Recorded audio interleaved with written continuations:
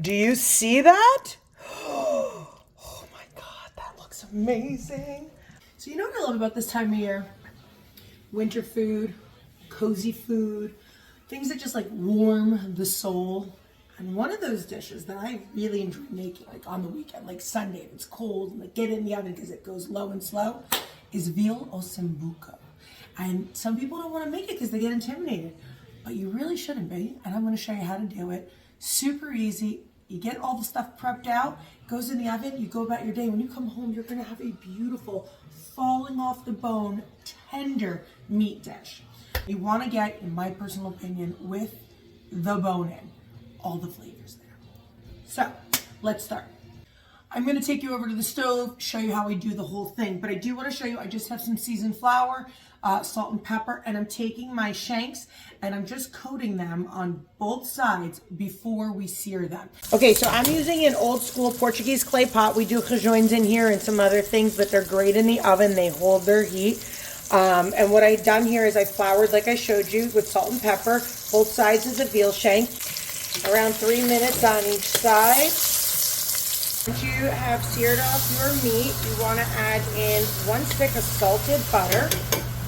And we're going to saute 1 yellow onion, medium diced, 2 stalks of celery, medium diced, and 2 carrots, peeled and medium diced. I'm adding in 6 cloves of garlic that I just thinly sliced, and 1 heaping tablespoon of tomato paste. Now, get this really coated well. Okay, so this has been going for around 6 minutes now. I'm adding in around a teaspoon of coarse salt.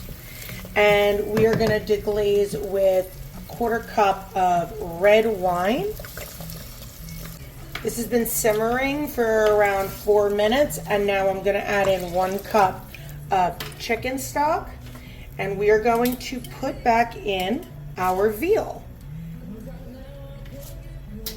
tucking it really nicely into that broth. And then I just made a little bouquet of some thyme and parsley and celery leaves.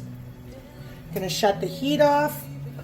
1 more pinch of salt, covering this, and it's going in the oven. See you in a little bit.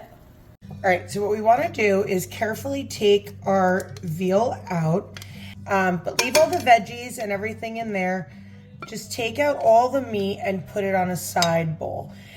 We are gonna blend this up and then get it back in this pot to reduce. But this is where all the flavor is. I know it doesn't look that pretty, but I guarantee you when we're done, you're gonna love this. So I let this reduce. I pureed it, let it reduce, and what I did now was I took the bones out of the veal and I just kind of broke it up with my fork. We're gonna put this all back in here. And I think we should make maybe some polenta to go on top of this. So I took the polenta and I took our beautiful Veal Osso Buco after I made the gravy. I sprinkled a little bit of fresh rosemary around it. Christine needs to dip up all that extra sauce. But when I tell you how tender and warm and comforting this is, like I need a glass of red wine right now.